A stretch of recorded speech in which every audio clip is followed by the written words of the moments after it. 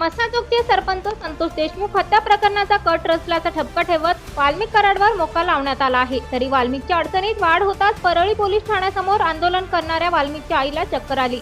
तर वाल्मिकची पत्नी मंजिली कराडनं पतीवरील सर्व आरोप फेटाळून लावत त्या जातीयवाद असल्याचं आणि राजकारण केलं जात असल्याचा आरोप केला आहे.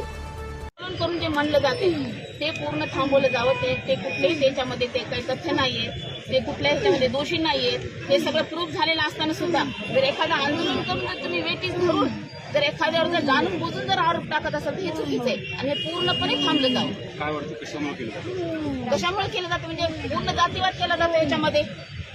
जातीवादाचा दुसरा काय विषय ह्याच्यामध्ये? जातीवादच करायचा असलं तर मग सगळ्यांनी शेवटी लोक उतरणारच ना. हे अशा गोष्टी होणारच शेवटी. जातीवाद बाजूला ठेवून ह्याच्यामध्ये जातीवाद आणायचा काही संबंध नाही.